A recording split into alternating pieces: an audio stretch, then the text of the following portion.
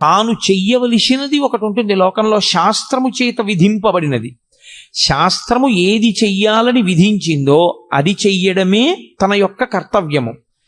అలా కాకుండా నెత్తికొత్తికున్నది ఏది ఉందో అది బాధ్యత. బాధ్యత కుంగ తీసేస్తుంది మనిషిని, కర్తవ్యం మెట్లెక్కిస్తుంది. కాబట్టి తాను చెయ్యవలసింది తాను చెయ్యాలి. క్షత్రియుడికి అంతఃపురాలు ఇచ్చారు, రాజభోగాలు ఇచ్చారు, పరిపాలన చెయ్యమని ఇచ్చారు. దేని కొరకు? క్షత్రియుడు మంచం మీద చచ్చిపోవడం అత్యంత హేయమైన విషయంగా చూసింది శాస్త్రం. ఆనాటికి ఉన్నటువంటి వ్యవస్థ అటువంటిది. ఆయన 10 మందిని రక్షించాలి. అందుకే తనకి వైరం ఉందా లేదా అనవసరం. తనకి వైరం ఉన్నా లేకపోయినా తాను మాత్రం అమాయకులను పీడించేటటువంటి వాళ్ళని నిగ్రహించడం కోసం యుద్ధభూమికి వెళ్ళి అలా అమాయకుల్ని పాడు చేసేటటువంటి వాళ్లతో చేసేటటువంటి యుద్ధంలో తాను శరీరం విడిచిపెట్టినా తాను స్వర్గానికి వెడతాడు తప్ప, తనకి అక్కర్లేని ధర్మం నెత్తి మీద వేసుకుని తన కర్తవ్యాన్ని తాను విస్మరిస్తే, తాను ప్రశాంతంగా శాంతి బోధ చేస్తూ తాను మరణిస్తే, లోకంలో ఉన్న వాళ్ళందరినీ బాధ పెడుతున్నటువంటి రాక్షస శక్తుల్ని దునుమాడవలసినటువంటి వాడు తన కర్తవ్యాన్ని తాను నిర్వర్తించకుండా అక్కరలేని కర్తవ్యాన్ని తెచ్చి తన నెత్తి మీద పెట్టుకుని ఆ కర్తవ్య నిర్వహణ చేత తాను శరీరం విడిచిపెడితే అటువంటి వాడు అధమలోకాలకు వెళ్ళిపోతాడు, అధమ ఉపాధుల్లోకి వెళ్ళిపోతాడు. కాబట్టి ఎవరు చెయ్యవలసినటువంటి కర్తవ్యాన్ని వాళ్ళు చెయ్యవలసి ఉంటుంది. ఇప్పుడు అర్జునుడికి వచ్చినటువంటి పెద్ద వైక్లభ్యం ఎక్కడొచ్చిందంటే, ధర్మము అన్నదాన్ని ఒకదాన్ని పట్టుకున్నాడు. సంపడం తప్పు, అందులో సందేహం లేదు. భూతదయ అన్ని ధర్మములలోకి గొప్ప ధర్మం, నిష్కారణంగా చంపకూడదు. కానీ ధర్మమును నిలబెట్టడం కోసం ధర్మాన్నే పాడు చేస్తున్న వాళ్ళు ఎవరున్నారో అటువంటి వాళ్ళని సంహరించి ధర్మాన్ని నిలబెట్టవలసినటువంటి కర్తవ్యం క్షత్రియుడిది. అసలు తాను చెయ్యవలసిన ధర్మాన్ని, తన కర్తవ్యాన్ని తాను విస్మరించి తాను అక్కర్లేని ధర్మాన్ని ఒకటి నెత్తి మీద పెట్టుకున్నాడు. ఇక్కడ వచ్చింది సమస్య అంతా. అక్కర్లేని వైరాగ్యాన్ని నెత్తి మీద పెట్టుకుని అక్కర్లేని విషయాన్ని తాను అన్వయం చేసుకుని తాను చెయ్యవలసిన అవసరం లేని పని తాను చేస్తానని, తాను చెయ్యవలసిన పనిని తాను చెయ్యనని భీష్మించుకోవడం చేత తాను పాడవడమే కాకుండా ఇప్పుడు లోకంలో అధర్మం నిలబడకుండా చెయ్యవలసిన వాడు అలా చెయ్యకపోతే అధర్మము విచ్చలవిడిగా పెరిగిపోతుంది. కనుక తద్దోషము అర్జునుడికి రాకుండా మళ్ళీ ధర్మాన్ని నిలబెట్టడానికి ధర్మం విషయంలో తను ఎక్కడ పొరపాటు పడుతున్నాడో ఆ పొరపాటుని దిద్దవలసి ఉంటుంది. అది అడ్డుపెట్టి మాట్లాడుతున్నది అర్జునుణ్ణి. కానీ అసలు మన ధర్మం ఏమిటి, మనం ఏం చెయ్యాలి, మనం ఎందుకు పాడవుతుంటాం, మనకి మళ్ళీ మళ్ళీ ఎందుకు పునర్జన్మ కలుగుతూ ఉంటుంది, ఈ రహస్యాలన్నీ తెలుసుకోవాలనుకుంటున్నటువంటి వాడికి కృష్ణుడు చేసినటువంటి భగవద్గీత బోధని వినడం తప్ప, దాన్ని ఆచరణలోకి తెచ్చుకోవడం తప్ప తప్పించుకోవడానికి పునర్జన్మని వేరొక మార్గం మాత్రం ఉండదు. అందుకే ఆనాడు అర్జునుడికి చెప్పడం అన్నది మిష. కానీ మనం కూడా అందరము అటువంటి కురుక్షేత్రంలోనే నిలబడతాం. మనందరికీ కూడా ధర్మం విషయంలో మీమాంస, ధర్మం విషయంలో అనుమానం. ఏం చెయ్యాలో తెలియదు, ఏం చెయ్యకూడదో తెలియదు. చెయ్యకూడనివన్నీ తాను ఎత్తుకుంటాడు. అసలు తాను చెయ్యవలసింది తాను చెయ్యడు. ఎలా తరిస్తాడు? తాను తరించలేడు దానివల్ల. అందుకని నీవేది చెయ్యాలో తెలుసుకుని నువ్వు అది చెయ్యడంలో నువ్వు నైపుణ్యాన్ని సాధించాలంటే, అటువంటి కౌశలమును నువ్వు పొందాలంటే, ఆ కౌశలము చేత నువ్వు యోగమును పొందాలంటే అనేన యుజ్యతే ఇది యోగః అంటాడు పతంజలి. అనేకముగా ఉన్నవి ఒక్కటిగా మారి ఆ ఒక్కటిగా నువ్వు నిలబడి ఒకటి యందు ప్రవేశించి ఒకటిగా అనుభవాన్ని పొంది రెండవది లేదు కనుక భయాన్ని పొందకుండా శరీరాన్ని విడిచిపెట్టగలిగినటువంటి సాక్షిమాత్రపు శక్తిని నువ్వు పెంపొందించుకొనగలిగితే దానికి యోగమని పేరు. ఇప్పుడు అర్జునుడు పొందినటువంటి కష్టం ఏదుందో దానికి జవాబు చెప్పాలి. చిత్రం ఏమిటంటే 1వ అధ్యాయం మొత్తం మీద అర్జున విషాద యోగంలో కృష్ణ భగవానుడు ఎక్కడా మాట్లాడలేదు. ఎందుచేత అంటే ఎవడికి ధర్మం విషయంలో అనుమానం ఉందో, ఎవడు పొరపాటు జీవితం గడుపుతున్నాడో, ఎవడు ఈ అయోమయంలో ఉన్నాడో వాణ్ణి ముందు తనకున్న అయోమయం అంతా మాట్లాడినివ్వాలి. కానీ ముందే నోరు నొక్కేశారనుకోండి, అసలు నన్ను చెప్పనిస్తే కదండి అంటాడు. అందుకని ముందు మాట్లాడనివ్వాలి. ఎంత మాట్లాడతాడో అంతా మాట్లాడనిచ్చి అప్పుడు తాను మాట్లాడాలి ఆచార్యుడు. అందుకే 2వ అధ్యాయం వచ్చేంత వరకు అసలు కృష్ణ భగవానుడు నోరు విప్పలేదు. మనం డాక్టర్ గారి దగ్గరికి వెడతాం. డాక్టర్ గారి దగ్గరికి వెడితే డాక్టర్ గారు మనకున్నటువంటి అనారోగ్యాన్ని అడుగుతాడు. మనకేం తెలుసు అంటే దేని మూలంగా రోగం వచ్చిందో మనకి తెలియదు. వచ్చిన రోగం వల్ల మనం పడుతున్న బాధ ఒకటే మనకి తెలుసు. మనమేం చెప్పగలం? మన బాధ ఒకటే చెప్పగలం డాక్టర్ గారికి. ఏమిటో డాక్టర్ గారు సాయంకాలం అయ్యేటప్పటికి జ్వరం వచ్చేస్తుందండి, పొద్దున్న తిన్నది జీర్ణం అవుతుంది, రాత్రి 7 గంటలు 6 దాటిందంటే ఇంకా ఒళ్ళు వేడెక్కుతుంది, ఏది తిన్నా జీర్ణం అవ్వదు సరికదా, వాంతి అయిపోతుందండి, రాత్రిపూటే ఉంటుంది. వీడు బాధ ఒకటే చెప్తూ ఉంటాడు.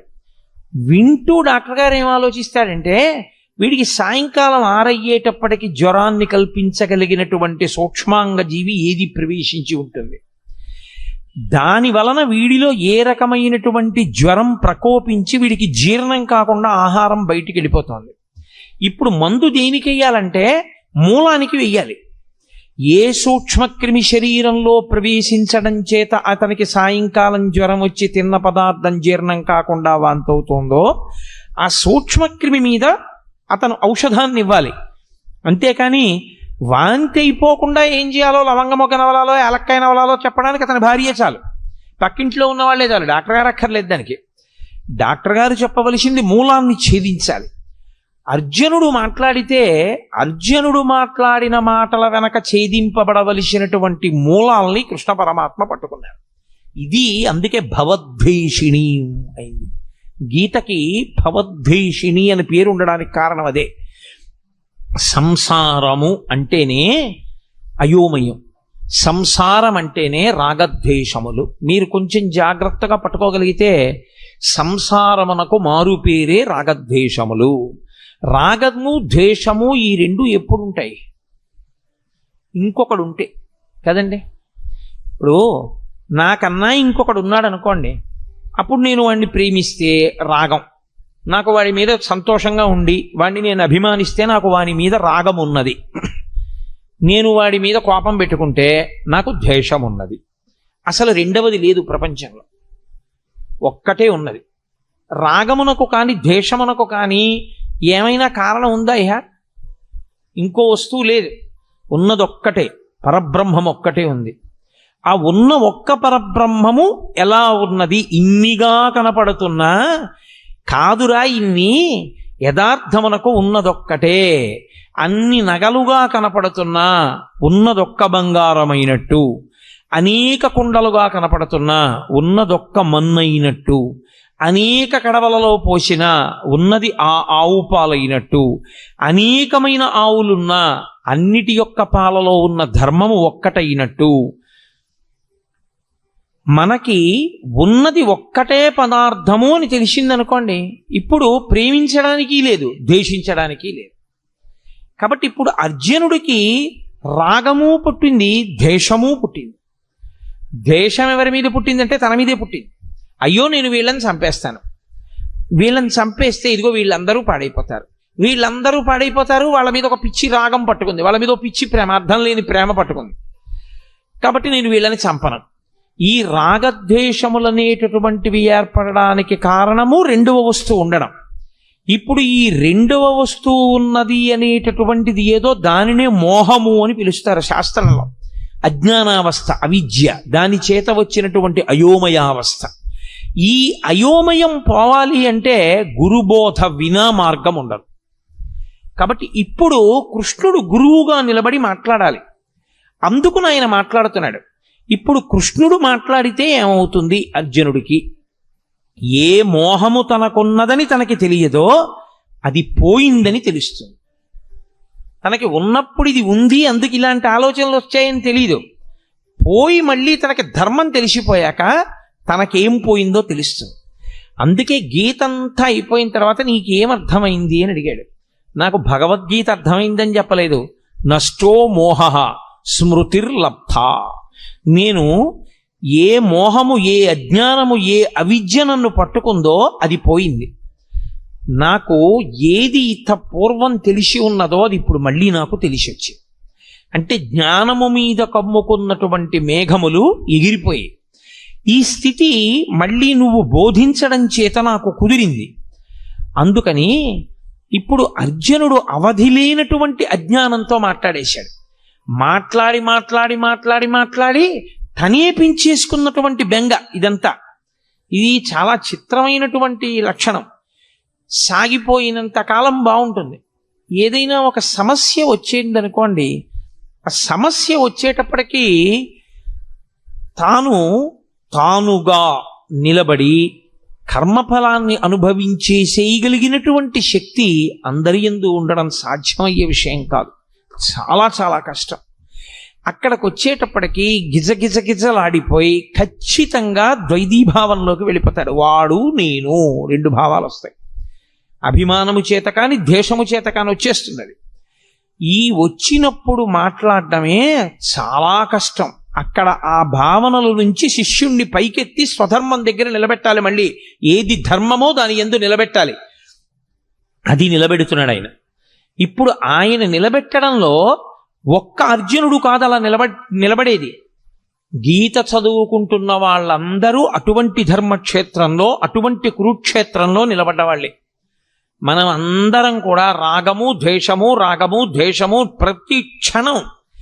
చిత్రం ఏమిటంటే రాగము శాశ్వతముగాను ఉండదు, ద్వేషము శాశ్వతముగాను ఉండదు. ఒకప్పుడు మీరు అపారమైన రాగముతో ఉన్న వ్యక్తి మీరు అపారముగా ద్వేషించే వ్యక్తి, మీరు అపారముగా ద్వేషించే వ్యక్తి మీరు అపారముగా ప్రేమించే వ్యక్తి మారిపోతుంటుంది. ఇప్పుడు రాగము ద్వేషము మారడానికి వ్యక్తియా కారణము, మనస్సా కారణము? ఏది తనకి అనుకూలమో అది జరగకపోవడం చేత ద్వేషం వచ్చింది, ఏది తనకి అనుకూలము కాదో అది జరగడం వల్ల ద్వేషం వచ్చింది. ఇప్పుడు ఈ రాగద్వేషములు రెండూ పోవడానికి అవిద్య పోవాలి. ఈ అవిద్య పోవాలి అంటే అది గురువుగారు మాట్లాడితే తప్ప శిష్యుడికి పోదు. కాబట్టి ఇప్పుడు ఏం చేస్తాడంటే అవిద్యలో వెడుతున్నవాడు విశేషమైన చిత్తభ్రాంతికి, చిత్తమాలిన్యానికి, భయానికి లోనైపోతాడు. ఈ భయానికి అంతుండదు. ఇంకా ఎంత భయంతోటో వెర్రిముర్రి ఆలోచనలన్నీ పెరిగిపోతుంటాయి.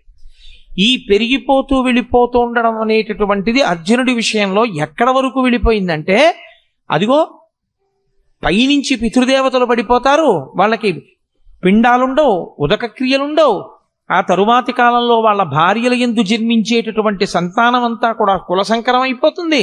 ఇంతమందిని చంపేసి నాకెందుకు ఈ నిత్యుటికూడు, ఎన్నిన్ని పెద్ద మాటలు మాట్లాడేస్తున్నాడు, అక్కర్లేనివన్నీ మాట్లాడేస్తున్నాడు.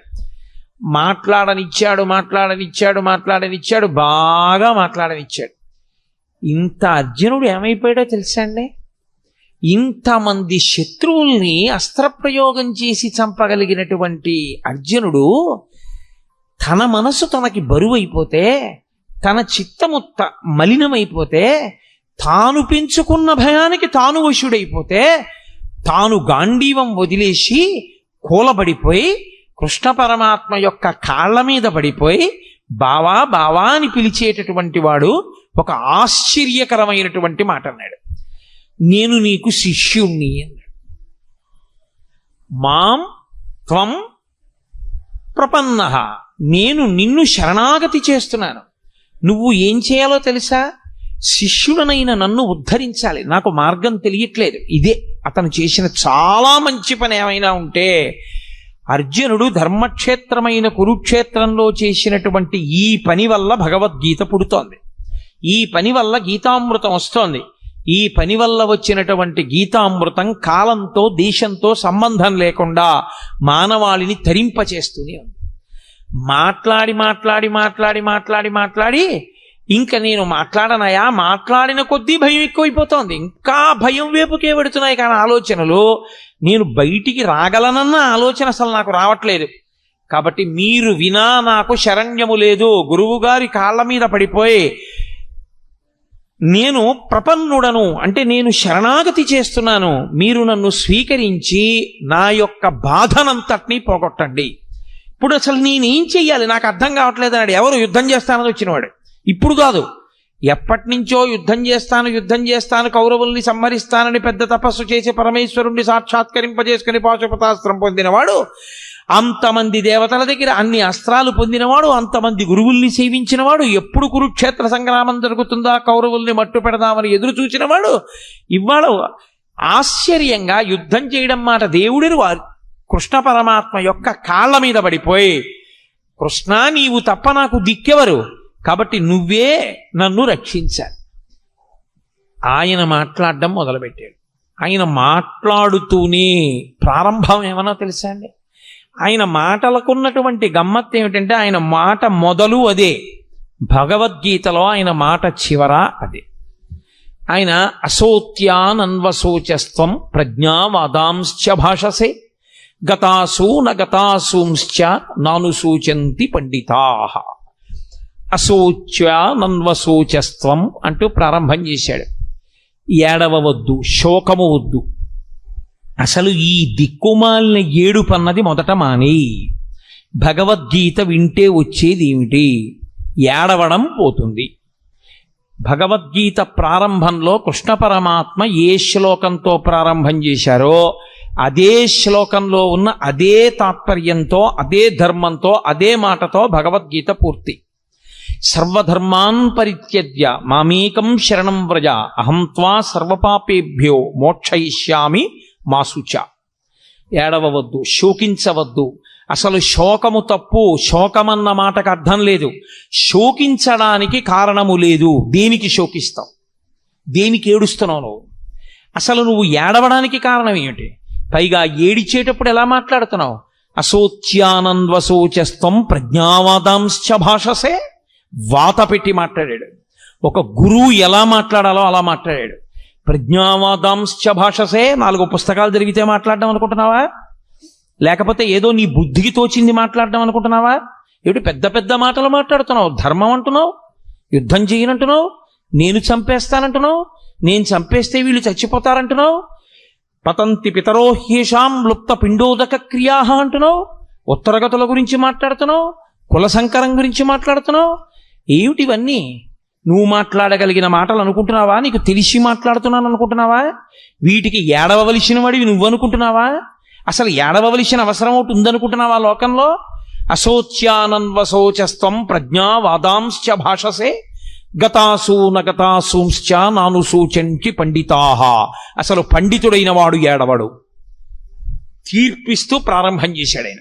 ఎవడు ఏడవడు? పండితుడు ఏడవడు. పండితుడు అంటే 4 పుస్తకాలు చదువుకున్నవాడు, 3 శ్లోకాలు బట్టి పట్టినవాడు కాడు. పండాహ అంటే ఆత్మజ్ఞానమున్నవాడు. అందుకే పోతన గారికి సహజ పండితుడని పేరు. ఆయన మహానుభావుడు. అందుకే శ్రీకైవల్య పదంబు చేరుటకునై చింతించదన్ లోకరక్షయికారంభకు భక్తపాలన కళా సంరంభకున్ దానవోద్రేక స్తంభకు కేళిలోల విలస దృగ్జాల సంభూత నానా కంజాత భవాండ కుంభకు మహానందాంగనా ఢింబకున్నని చెప్పుకున్నాడు. శ్రీకైవల్య పదంబు చేరుటకునై పునరావృత్తిరహిత శాశ్వత శివ సాయుధ్య స్థితి కొరకు నేను భాగవతాన్ని ఆంధ్రీకరిస్తున్నానన్నాడు. కాబట్టి ఎవరు ఆత్మజ్ఞానము కలిగిన వారో వాళ్ళు అసలు ఏడవరు. ఏడవడానికి కారణం ఎందుకు? ఈ శరీరం పోతుందని ఏడుస్తున్నావా? మళ్ళీ వెంటనే శరీరం వస్తుంది. ఇది పడిపోగానే ఎంతోసేపు పట్టదు శరీరం రావడానికి.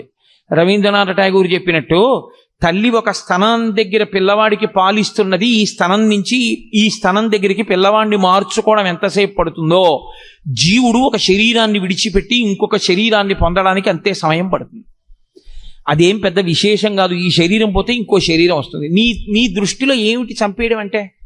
వాళ్ళందరి శరీరాలు పోతాయి, వాళ్ళు కనపడరు. నీ బుర్ర ఈ శరీరం పోతే ఇంకో శరీరం వస్తుంది. ఏమిటి చచ్చిపోతుంది? కాబట్టి శరీరమునకు చావు లేదు. ఈ శరీరం పడిపోతోందేమో ఇంకో శరీరం వస్తోంది. శరీరం అన్నది పంచభూతములే. పంచభూతములు లేని శరీరం ఇంకోటి లేదు. పృథివీ ఆపస్తేజో వాయు ఆకాశములే ఉండాలి ఇందులో ఉన్న. కాబట్టి వాళ్ళు ఏ శరీరంలో కొన్నా పంచభూతాలతోనే ఉంటారు. కాబట్టి ఈ రాజులు లేని రోజు లేదు, ఉన్నారు. ఆత్మ ఉండదంటావా? ఎప్పుడూ ఉన్నది ఆత్మ. మరి దేనికి ఏడుస్తున్నావు నువ్వు? అసలు నువ్వు ఏమిటి పాండిత్యంతో పెద్ద ప్రజ్ఞావాదాంశ్చ భాషసే, నేను చాలా గొప్పవాడిని మాట్లాడేస్తున్నావు. వీళ్ళందరూ చచ్చిపోతారంటున్నావు, నేను చచ్చిపోతానంటున్నావు, వీళ్ళందరూ ఏమిటో పడిపోతారంటున్నావు. ఎవరు చచ్చిపోతారు? నేను మీతో మనవి చేశా, వైద్యుడు మూలానికి మందిచ్చినట్టు మూలానికి మందిస్తూ ప్రారంభం చేశాడు. అంత గంభీరంగా ఉంటుంది గురువు గారి కంఠం. అంటే గురువాణి అంటే సింహస్వప్నము. మిగిలిన పిట్టలు కుయ్యచ్చు, కాకులు కుయ్యచ్చు, పందులు అరవచ్చు, పిల్లులు అరవచ్చు అరణ్యంలో. ఏ జంతువు భయపడదు. సింహం బయటికి వచ్చి అరిచిన తరువాత అరవగలిగిన జంతువు ఉండదు, వెళ్ళిపోవలసిందే ఎక్కడికైనా, తప్ప ఇక నిలబడవు. ఆచార్యుడు వచ్చి మాట్లాడిన తర్వాత మాట్లాడగలిగిన సమర్థత ఉన్నవాడు ఇంకొకడు ఉండడు. ఆచార్యులకు ఆచార్యుడు జగద్గురు అయినటువంటి శ్రీకృష్ణ భగవానుడు వచ్చి మాట్లాడిన తర్వాత ఇక మాట్లాడడానికి ఏముండదు. అందుకే అంత గంభీరంగా ప్రారంభం చేశాడు. అసోత్యానన్వశోచస్త్వం ప్రజ్ఞావాదాంశ్చ భాషసే గతాసూ నగతాసూంశ్చ నను సూచంతి పండితాహ. ఏడవరయా పండితులైనటువంటి వాళ్ళు, ఏడవడానికి లేదసలు. అశోచ్యానన్వశోచస్త్వం, ఏడవడానికి కారణము లేదని తెలుసుకో. అంటే నేను మీతో మనవి చేశా, ఎక్కడికి వెళ్ళాడు? రాగము ద్వేషము ఈ రెండో పదార్థం ఉంటేనే. అసలు రెండవ పదార్థము లేదు, ఉన్నదొక్కటే. ఒకటే పదార్థమైనప్పుడు ఆ పదార్థములకు రాగము లేదు, ద్వేషము లేదు. ఏడుపెందుకు నీకు? దేనికి ఏడుస్తున్నావు? ఏ కారణానికి ఏడుస్తున్నావు? ఉలిక్కి పడ్డాడు ఇంత అర్జునుడు. అక్కడి నుంచి వెళ్ళిందండి భగవద్గీత. ఎన్ని ధర్మములు, ఎన్ని విషయములు, ఎన్ని గుణములు, ఎన్నిటిని బోధ చేశాడో. అందుకనది యోగమైంది. అర్జున విషాదము యోగం ఎందుకైందంటే ఆ విషాదము ధర్మ సంబంధమైనది. తనకి అక్కరలేని ధర్మాన్ని పట్టుకున్నా, అయ్యో నేను వీళ్ళని చంపకూడదు అన్న ఒక మాటతో ప్రారంభం చేశాడు. కానీ ఆ అర్జునుడు చంపడం ఎంత ధర్మమో, అలా చంపకపోతే ధర్మం ఎందుకు నిలబడదు? ధర్మము యొక్క స్వరూపం అంటే ఎలా ఉంటుందో అంత అద్భుతంగా మాట్లాడాడు కృష్ణ పరమాత్మ. అలా మాట్లాడితే వచ్చినటువంటి స్వరూపమే గీతాస్వరూపము. ధనము తనంత తానుగా చెడ్డది ఎప్పుడూ కాదు, డబ్బుండడం ఎప్పుడూ చెడ్డ కాదు. కానీ ధనముని ఎలా సంపాదిస్తున్నామన్నది మాత్రం చాలా ముఖ్యం. డబ్బు సంపాదించవద్దన్నది లోకంలో ఏ శాస్త్రము చెప్పలా. డబ్బు సంపాదించవద్దు అని చెప్పలేదు సరికదా. డబ్బు సంపాదించకపోతే పాడైపోతావు, డబ్బు సంపాదించాలని చెప్పారు. కానీ మీరు ఇక్కడ ఒక్క విషయాన్ని జ్ఞాపకం పెట్టుకోండి. డబ్బు సంపాదించడం అనేది ఎంత ముఖ్యమో, సంపాదించిన డబ్బు వలన అహంకారం పెరగకుండా ఉండడం కూడా అంతే ముఖ్యం. ఎందుకో తెలుసా? తొందరగా మనిషికి అహంకారాన్ని కల్పించగలిగినది ఏది అంటే డబ్బే. రామకృష్ణ పరమహంస ఒక ఉదాహరణ చెప్తుండేవారు. ఒక మహారాజు గారు భద్రగజం ఎక్కి వెళ్ళిపోతున్నాడు. ఆ కింద ఓ పెద్ద కన్నం ఉంది, ఆ కన్నంలో కప్ప ఒకటి ఉంది. ఆ కప్ప పైకొచ్చి, కప్ప కాలు అంటే ఎంత ఉంటుందండి? ఎంత పెద్ద కప్ప అయితే మాత్రం ఇంత ఉంటుంది. ఇంత పెద్ద కప్ప అయితే దాని కాలు ఇంత ఉంటుంది. అది ఏం చేసిందంటే, రాజుగారు ఏనుగెక్కి వస్తున్నాడు. ఎదురైన చౌతన మదకరీంద్రము డిగ్గికేలు తనసగి ఎక్కించుకొని అంటాడు అలసాని పెద్దనగారు. అలా ఏనుగు మీద వస్తున్నాడు. ఈ కప్ప కన్నంలోంచి బయటికి వచ్చి కాలెత్తింది. ఏయ్ ఏనుగా, పక్కకి పో, ఇక్కడ నేనున్నానని తెలీదా? ఇలా వస్తున్నావు? నేనున్న ఇల్లు ఒళ్ళు దగ్గర పెట్టుకోండి. రామకృష్ణ పరమహంస శిష్యుడితో నించుని ఉన్నారు. శిష్యుడు తెల్లబోయి పరమహంసని అడిగాడు, ఇదేమిటంటే ఏనుగు మీద కప్ప కాలెత్తుతోంది, ఇంత ధైర్యం ఇంత గర్వం కప్పకి ఎందుకు వచ్చాయన్నారు. అంటే పరమహంస అన్నారు, ఇవాళ మధ్యాహ్నం ఇటుగా జేబుకి చిల్లున్న లాల్చీ వేసుకున్న వ్యక్తి వెళ్ళాడు. పావలాకాసు చిన్నది కదూ, ఆ కన్నంలోంచి జారి కింద పడి దొల్లి కప్ప ఉన్న కన్నంలోకి వెళ్ళింది. కప్ప దగ్గర పావలా ఉంది ఇప్పుడు, అందుకని ఏనుగు మీద కాలెత్తింది. మాకురు ధన జన యవ్వన గర్వం హరతి నిమీషత్ కాలసర్వం మాయామయమిదమఖిలం హిత్వా బ్రహ్మపదంతం ప్రవిశ విదిత్వా అంటారు శంకర భగవత్పాదులు. డబ్బేం చేసింది? డబ్బా నేను పాడు చేసింది. ఎంత ఐశ్వర్యమున్నా పరమ వినయ విధేయతలతో ప్రవర్తించినటువంటి గొప్ప గొప్ప చక్రవర్తులు లోకంలో లేరు. వాళ్ళకేమైనా దోషం వచ్చిందా? ధర్మరాజు గారు ఎంత ధార్మికంగా, ఎంత వినయంగా ప్రవర్తించాడు. భీష్మాచార్యుల వారు ఎంత వినయంతో ప్రవర్తిస్తాడు. నలచక్రవర్తి ఎంత వినయంతో ప్రవర్తించాడు. ఈ భూమండలాన్నంతటినీ ఏలినటువంటి చక్రవర్తులు ఎంత వినయంతో ప్రవర్తించారు. వాళ్ళు ఎంత డబ్బు సంపాదించినా ఆ డబ్బు వాళ్ళ యొక్క అహంకారానికి ఎన్నడూ కారణము కాలేదు. వాళ్ళు పరమ వినయంతో ప్రవర్తించి ఆ డబ్బుని సద్వినియోగం చేసి జీవితంలో గట్టెక్కారు. జనక మహారాజు గారు సర్వ సంగములు విడిచిపెట్టి విదేహ వంశమునందు జన్మించి దేనితోటి సంబంధం లేకుండా, రాజ్యంతో సంబంధం లేకుండా రాజ్య పరిపాలన చేస్తూ నిస్సంగి జీవితాన్ని గడిపి తరించలా. బ్రతకడం రావాలి. బ్రతకడం రానప్పుడు అహంకారం ఒక్కటే ఉండిపోయింది అనుకోండి. అహంకారం చిట్ట చివరికి ఏం చేస్తుంది అంటే, డబ్బు వలన వచ్చినటువంటి అహంకారం చాలా ప్రమాదకరమై సర్వభ్రష్టత్వాన్ని పొందేసిన తరువాత ఒక పెద్ద ఇబ్బంది కూడా తెస్తుంది. ఇంత బ్రతికిన వాడు ఒక గోడ నీడలో నిలబడి భిక్షాటన కూడా చేయలేడు. రూపు మార్చుకుని తిరగవలసి ఉంటుంది, ఎవరు గుర్తుపట్టకుండా. అందుకని జాగ్రత్త సుమా. ఒకడికి డబ్బు ఉంది, వాడు కించిత్ కూడా పాడవలేదు. వాడు కించిత్ కూడా పాడవకుండా ఆ ద్రవ్యాన్ని చక్కగా వినయ విధేయతలతో దాన ధర్మాలకి ఖర్చు పెడుతూ, ఇదంతా పరమేశ్వరుడిచ్చింది, నాది కాదు, ఈశ్వరుడిదన్న భావనతో పరమ ఉద్దికగా జీవితం చేశాడు. వాళ్ళని డబ్బేం పాడు చేసింది? ఒక్కొక్కడు 5 రూపాయలు అహంకారానికి కారణమైపోతారు. అది డబ్బు పాడు చేసిందా? డబ్బు పాడు చేయలేదు, బుద్ధి పాడు చేసింది. అందున డబ్బు బుద్ధిని, సరస్వతి బుద్ధిని 2 రకాలుగా పాడు చేసేస్తాయి. అదేమిటండి? సరస్వతి అంటే బుద్ధిని ఇవ్వాలి కదా, పాడు చేయడం ఏమిటి అంటే అహంకారం ఉంటే. మీరు లోకంలో సరస్వతి విషయంలో, లక్ష్మి విషయంలో ఒకటి గమనించండి. మీ దగ్గర చాలా డబ్బు ఉందండి, మీ వ్యాపారంలో బాగా లాభాలు వస్తున్నాయి అన్నారనుకోండి. ఏమి లాభాలండి, ఏదో పెద్దవాళ్ళు చేసిన వ్యాపారం మూసేస్తే బాగుండదని చేస్తున్నాం, వడ్డీ డబ్బులు వస్తే గొప్పగా ఉందండి మా వ్యాపారం, ఇప్పుడు ఏమొస్తుంది అంటారు ఇందులో అంటాడు. డబ్బు ఉందండి అంటే ఒప్పుకోడా, ఏముందండి నా దగ్గర అంటాడు. మీకు సరస్వతీ కటాక్షం లేదండి, మీకు తెలియదు. అయ్యా నా మాట వినండి, మీరు చదువుకోలేదు కదా, మీకు ఈ విషయం తెలియదు కదా, మీరు ఎందుకు మాట్లాడతారు దాని గురించి అన్నాను అనుకోండి. అత్తేరి నీకేం తెలుసు అని చర్చ విరిగి పెడతాడు. సరస్వతీ కటాక్షం లేదురా అంటే ఒప్పుకోడు, లక్ష్మీ కటాక్షం ఉందిరా అంటే ఒప్పుకోడు. రెండిటితోటి ప్రమాదం. అసలు అది దాటాలంటే మనసుకి సంస్కారం ఉండాలి. శంకరాచార్యుల వారి కన్నా ప్రజ్ఞాశాలి సరస్వతీ కటాక్షం ఉన్నవాడు లోకంలో ఉన్నాడా? అటువంటి శంకరాచార్యుల వారు శంకరుడి దగ్గరికి వెళ్ళి అన్నారు, పశుమాం సర్వజ్ఞ ప్రథిత కృపయా పాలయ విభో అన్నారు. శంకర, నేను పశువుని, నువ్వు పశుపతివి. నేను పాడైపోతే నిన్నంటారు.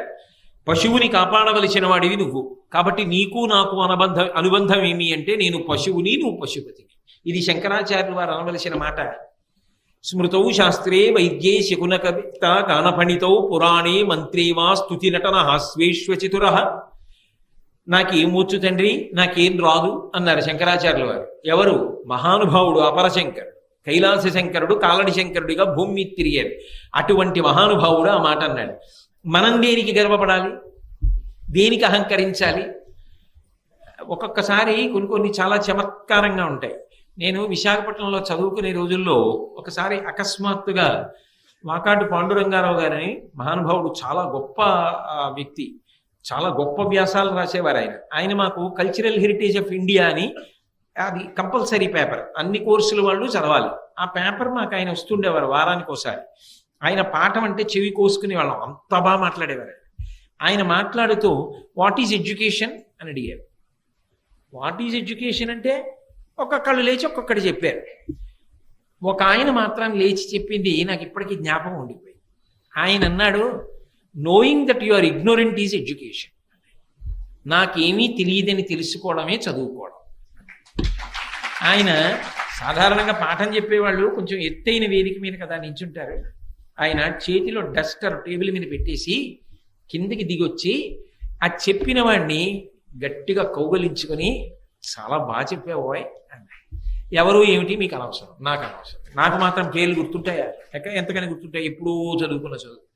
కాబట్టి నాకేమీ తెలియదని తెలుసుకోవడం చదువు. ఎందుకనంటే మీరు ఒకటి ఆలోచించండి, చాలా తెలుసు అన్నాడు అనుకోండి, ఆయన్నో గ్రంథాలయంలోకి తీసుకెళ్లి నించోపెట్టి, ఇందులో మీరు చదివినవక్కర్లేదు, ఇందులో ఉన్న పుస్తకాలు ఏవి చెప్పగలరా? అయితే ఎవరైనా చెప్పగలరా? ఒక గ్రంథాలయంలో ఎన్ని పుస్తకాలు ఉన్నాయో అవి ఏవేం పుస్తకాలో కూడా తెలియదు. అవన్నీ చదవడానికి, చదివిన జ్ఞాపకం పెట్టుకోవడానికి, జ్ఞాపకం పెట్టుకున్న జీర్ణం అవ్వడానికి ఎన్ని జన్మలు కావాలి? ఏం తెలుసునని తెలుసు అంటాం. చదువుకున్న కొద్దీ తెలిసేది ఏదంటే నాకు తెలియనివి చాలా ఉన్నాయని తెలుస్తుంది. అప్పుడు అహంకరించడానికి ఏముంది?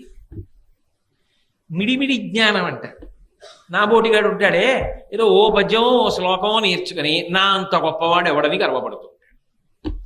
అది నిజమైన సరస్వతీ కటాక్షం కాదు. నిజమైన సరస్వతీ కటాక్షం ఉన్నవాడు నాకేం తెలుసండి, నాకేం వచ్చండి, మహాతల్లి పరదేవత ఆవిడ పలికించింది, నేను చేసింది, నేను నేర్చుకున్నది, నేను సాధించినది ఏమీ లేదంటాడు. అది వినయం.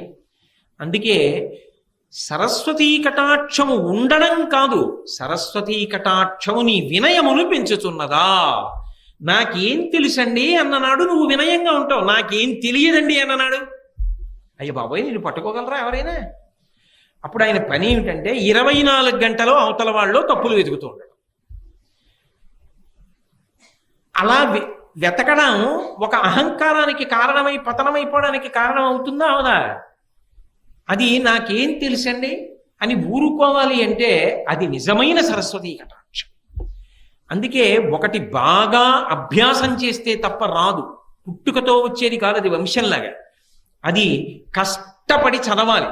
ఆయన బాగా చదువుకున్నవారు, ఎన్నో తెలిసిన్నవారు అన్న పేరున్న నువ్వు త్రికరణ శుద్ధిగా నోటి మాటగా కాదు, నేనేం చదువుకున్నానండి, నేనేం నేర్చుకున్నానండి, మహానుభావులు ఎంతమంది ఉన్నారు, వాళ్ళతో పోలిస్తే నా జీవితం ఏం గొప్పది అనగలగాలంటే నీకు ఎంతో వినయం ఉండాలి. అంత వినయం ఉంటే తప్ప నువ్వు ఆ మాట అనలేవు.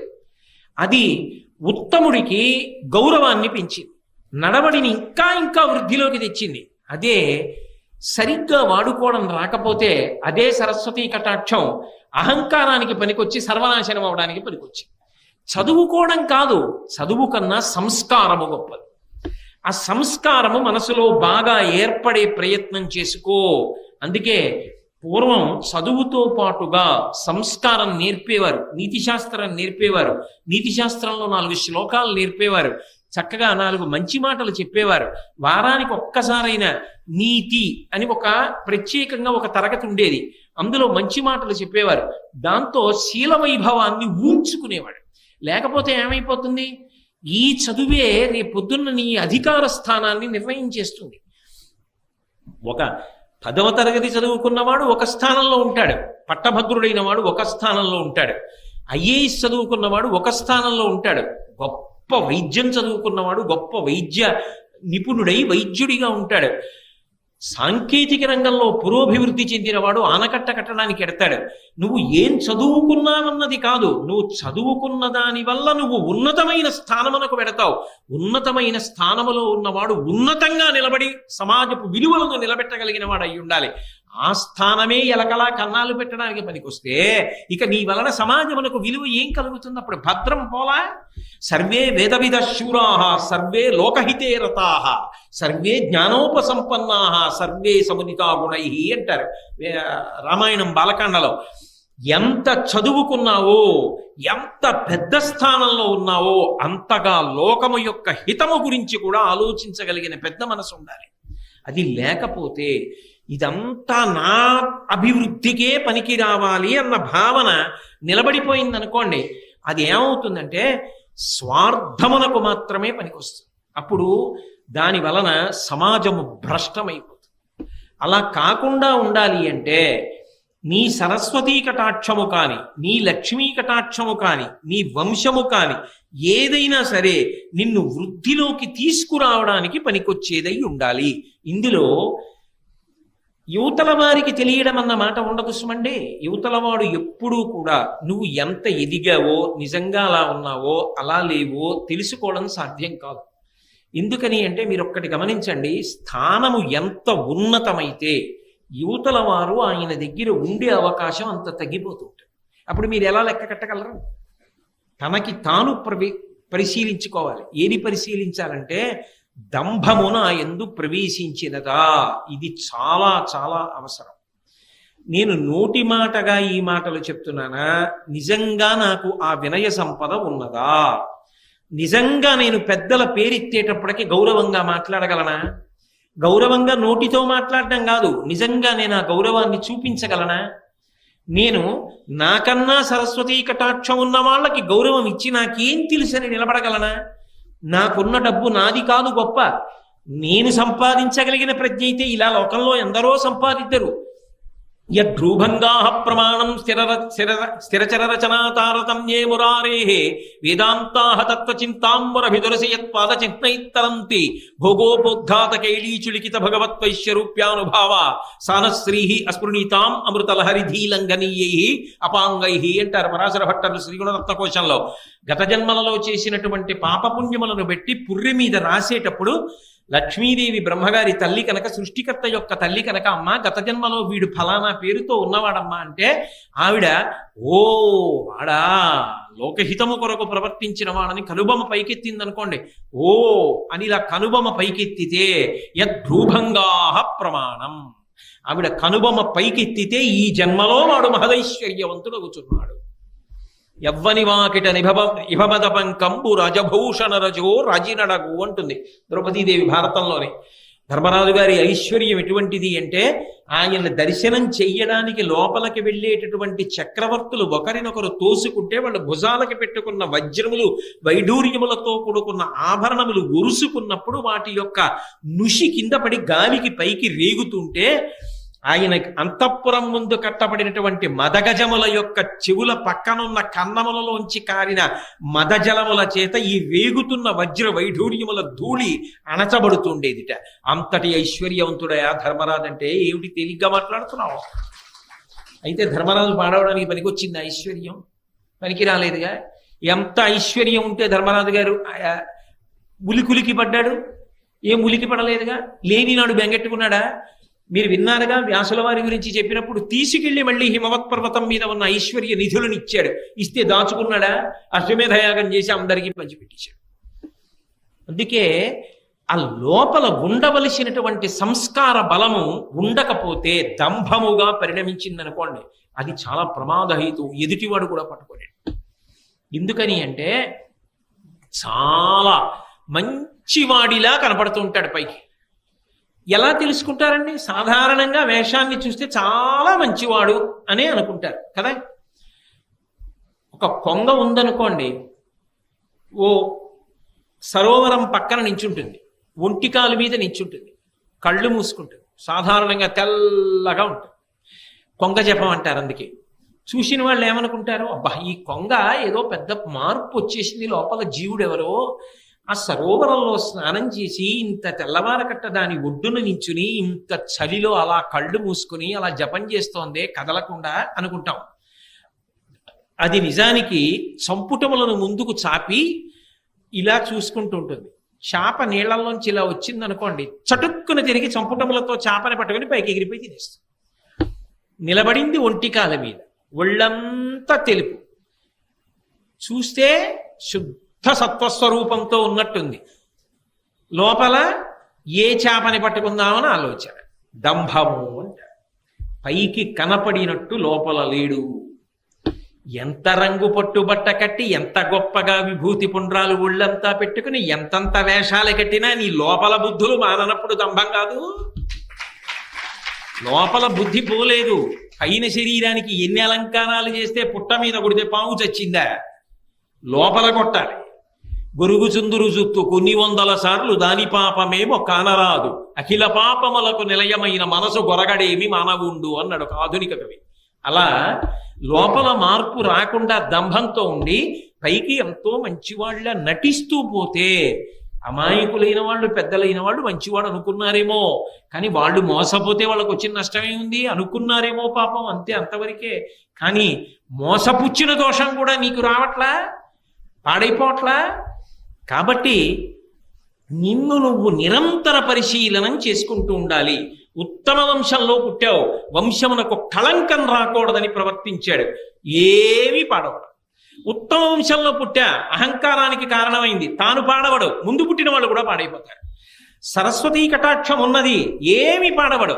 ఆ సరస్వతీ కటాక్షం 10 మంది హితానికి పనికొచ్చిందనుకోండి, ఆవు గడ్డి తిని పాలిచ్చినట్టు తాను కష్టపడి చదువుకున్న శాస్త్రాన్ని 10 మందికి ఉదారంగా పంచిపెట్టేశాడు అనుకోండి, తాను శాశ్వతమైన కీర్తిని పొందుతాడు. నాకేం తెలుసు అని వినయంతో బ్రతికాడు అనుకోండి, భగవంతుని యొక్క అనుగ్రహానికి పాత్రుడవుతాడు. ఏదో కొంత తెలుసుకుని నాకన్నా తెలుసున్నవాడు లేడు అని అహంకారానికి పోయాడు అనుకోండి, 24 గంటలు చదువుకున్న చదువు అవతలవాడి యొక్క తప్పు పట్టడానికి పనికొచ్చింది. పనికొస్తే ఇప్పుడు ఆ చదువు స్వార్థంతో నిండిపోయింది. ఏదో ఒకటి ప్రతిఫలం లేకపోతే ఆయన చదువుకున్న చదువు వల్ల సమాజానికి ఉపయోగం ఉండదు. అప్పుడు ఏమవుతుంది? చాలా గొప్ప పడగ నాగుపాముది, దాని మీద మణి ఉంది. నాగుపాం పడగ మీద ఉన్న మణి ఎవరికైనా ఉపయోగపడుతుందా? వెళ్ళి తీసుకోగలరా?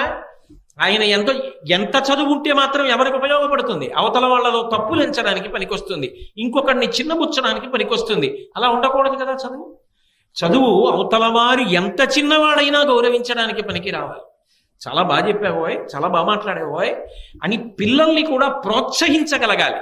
శ్రీభాష్యం అప్పలాచార్య స్వామి వారు ఎవరైనా రామకథ చెప్తుంటే చెప్పబోయ్, రామాయణం ఎంతకాలం బ్రతికుంటుందో అంతకాలం మనుష్యత్వం బ్రతికుంటుంది నాయన అనేవారు. అంతేగాని నీకేం తెలుసు రామాయణం, నువ్వేం చెప్తావు రామాయణం అనలేదే.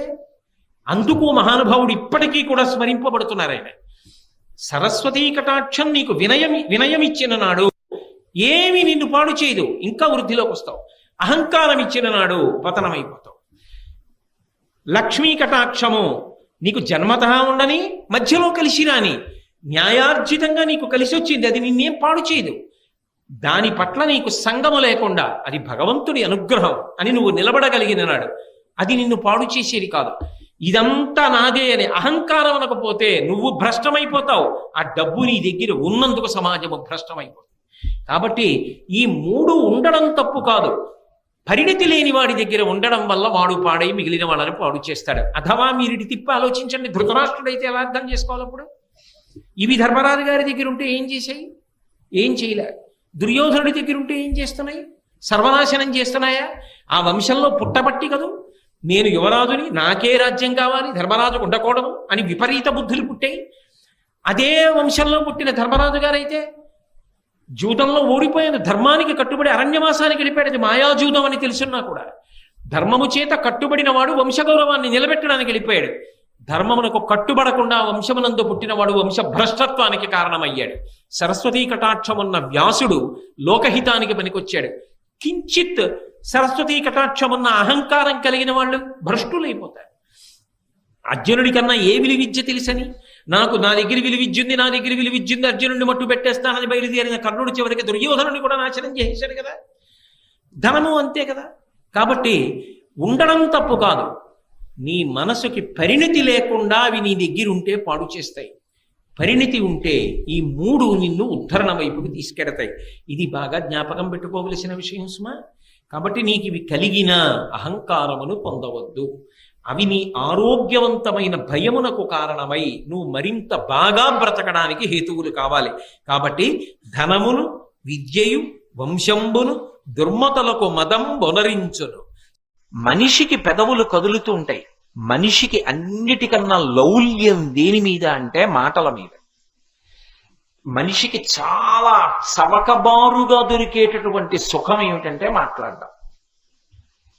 ఎందుకని ఏమీ తోచట్లేదు అనుకోండి, పక్కింటి వాడిని పిలిచి మాట్లాడడం.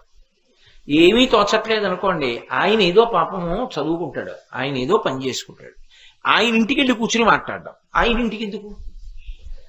నీకెటూ పని లేదు, ఆయన ఎందుకు పాడు చేస్తావు? నా బోటి వాడి గురించి చెప్తున్నాను. మీరు అలా చేయరనుకోండి, ఆయన్ని ఎందుకు పాడు చేయడం? అంటే ఓ రూపాయి ఖర్చు అక్కర్లేదు కదా, మాట్లాడుకుంటే చాలు. కానీ ఈశ్వరుడు మాట ఎంత గొప్పగా ఇచ్చాడు. ఎవ్వరికీ లేదు మాట, మనుష్యుడికి ఒక్కడికే ఉంది. ఆ మాట చేత ఎంత కష్టంలో ఉన్నవాణ్ణి ఓదార్చవచ్చు. మాటతో బ్రతికుదాం అనుకున్నవాణ్ణి కూడా చచ్చిపోయేటట్టు చేసేయచ్చు. రావణాసురుడు మాట్లాడిన మాటలకి సీతమ్మ తల్లి చనిపోదాం అనుకోలా? అదే సీతమ్మ తల్లి హనుమ మాట్లాడితే బ్రతుకుదాం అనుకోలా? ఒకడి మాటకి బ్రతుకుదాం అనుకుంది, ఒకడి మాటకి చచ్చిపోదాం అనుకుంది. మాట అంత శక్తివంతమా కాదా? అంత శక్తివంతమైనటువంటి మాటకి ఆధారం పెదవులు. ఈ పెదవులు కదులుతూ ఉండడం గొప్ప కాదు, జీవితంలో ప్రయత్నపూర్వకంగా పెదవులు కదలకుండా ఉంచగలగడం గొప్ప. అందుకే మహాత్ములు ఏం చేస్తారంటే మౌనవ్రతం చేస్తూ ఉంటారు. చంద్రశేఖరేంద్ర సరస్వతి మహాస్వామి వారు ఎప్పుడైనా ఎక్కడైనా నోరు విప్పి ఏదైనా మాట్లాడారనుకోండి, తెల్లవారేటప్పటికి కనీసం అది 200 భాషల్లోకి తర్జుమా అయ్యేది. ఆయన మాట్లాడారు అంటే సరస్వతీదేవి మాట్లాడింది, కామాక్షి పరదేవత మాట్లాడిందని గుర్తు. అందుకే నడిచే దేవుడు అని పేర్గాంచారు. అటువంటి మహాస్వామి ప్రయత్నపూర్వకంగా కుటీరంలో కొన్నాళ్లు మౌనంలోకి వెళ్ళిపోయేవారు. అసలు మనిషి జీవితంలో చిట్ట చివర పొందవలసిన స్థితి ఏది అంటే మౌనం. బతికున్న నాళ్ళు ఉపన్యాసం చెప్పకూడదు, కొంతకాలం ఉపన్యాసాలు చెప్పాలి. ఏదో ఒక పెద్దవాడు అయిపోయిన తర్వాత ఇంకా విడిచిపెట్టేయాలి. ఏదో ఒక రోజున ఇక నేను ఈ ప్రసంగాలు చెయ్యను, ఆప్ చేసేయాలి. ప్రసంగాలు చేయని వాడైతే ఇక లౌకికమైన మాటలు నేను ఎక్కువ మాట్లాడినా. మౌనంలో ఉండాలి. అసలు తరించుట, ఆత్మను అనుభవించుట అనేటటువంటిది మౌనంలోనే జరుగుతుంది. మౌనము ఆత్మని అనుభవించేటటువంటి స్థితి. వాక్కు దానికి భంగకరం. ఆ మౌనంగా ఉండడం రావాలి మనిషికి. అన్నిటికన్నా గొప్పది ఏది అంటే మౌనమే. అందుకే ఏ మాట మాట్లాడితే ఏదొస్తుందో అంటారు. ఎవరి దగ్గర ఎంత మాట్లాడాలో, ఎప్పుడు ఎంత మాట్లాడాలో తెలిసి ఉండాలి. భూపసభాంతరాల మన పుష్కళ వాక్చతురత్వ మాజి బాహాపటు శక్తియున్ యశమునందనురక్తియు ప్రకృతి సిద్ధగుణంబులు సజ్జనాళికి అంటాడు భర్తృహరి. అదే పనిగా మాట్లాడకూడదు. ఎవరితో మాట్లాడుతున్నావు అన్నది దృష్టిలో పెట్టుకుని బహు తక్కువ మాట్లాడాలి. పెద్దలతో మీరు మాట్లాడుతున్నారు అనుకోండి, మీరు మాట్లాడింది బహు తక్కువ ఉండాలి, మీరు విన్నది చాలా ఎక్కువ ఉండాలి. గురువు గారితో మాట్లాడుతున్నాను అనుకోండి, గురువు గారు మాట్లాడింది వినాలి. జవాబు చెప్పవలసి వస్తే బహు తక్కువ మాట్లాడాలి. అందుకే వాక్కు అంటే స్వామి హనుమ. అంత హనుమ లంకాపట్టణానికి వెళ్ళి సీతమ్మ తల్లి దర్శనం చేసి రాక్షస సంహారం చేసి తిరిగొస్తే అంగదుణ్ణి కూర్చోపెట్టి వానరుల్ని కూర్చోపెట్టి మాట్లాడితే తను వెళ్ళిన విషయాలన్నీ వర్ణిస్తారు. రాముడు పిలిచి ఏమైందని అడిగితే దృష్ట్వా సీత అంటారు. సీతమ్మ చూడబడినది అంతే. పెద్దల దగ్గర ఎక్కువ మాట్లాడకూడదు, పెద్దల దగ్గర వినాలి. జీవితంలో మౌనం పాటించాలి, తక్కువ మాట్లాడాలి. ఎవరు ఎక్కువ మాట్లాడతాడో వాడి ఆయుర్దాయం తరిగిపోతుంది. 100 సంవత్సరములు బ్రతకవలసిన వాడు ఎక్కువ మాట్లాడేటటువంటి అవసరాన్ని పెట్టుకుంటే 80 సంవత్సరాలకు వెళ్ళిపోతాడు. ఎవరు ఎక్కువ మాట్లాడకుండా ఉంటాడో వాడు దీర్ఘాయుష్మంతుడు అవుతాడు. అందుకే గురువు చేసేటటువంటి మహాత్యాగం ఏమిటి అంటే 10 మందికి మంచి మాటలు చెప్పడం. గురువు గారు మాట్లాడకుండా కూర్చుంటే లోకానికి జ్ఞానం ఎలా అందుతుంది? తన ఆయుర్దాయం పోతోందని తెలిసి మాట్లాడుతున్నాడు. అది గురువు చేసే త్యాగం. అందుకే గురువు శరీరాన్ని శిష్యులు రక్షించుకుంటారు. మిగిలిన పనుల విషయంలో గురువుగారు ఇబ్బంది పడకుండా చూసుకుంటూ ఉంటారు. కారణం ఏమిటంటే గురువుగారు ఎక్కువ కాలం బ్రతకాలి. బ్రతకపోతే దారి చూపించేవాడు ఎవరు? అందుకని. అంతేకాని అదే పనిగా మాట్లాడండి అనరు. కారణం ఏంటంటే గురువు ఎక్కువ కాలం బ్రతకాలి కాబట్టి, లేకపోతే లోకంలో దారి చూపించేవాడు ఉండడని. ఈ మౌనంగా ఉండండి అని చెప్పవలసి వస్తే మనం ఏమంటాం నోటి మీద వేలేసి చూపిస్తాం.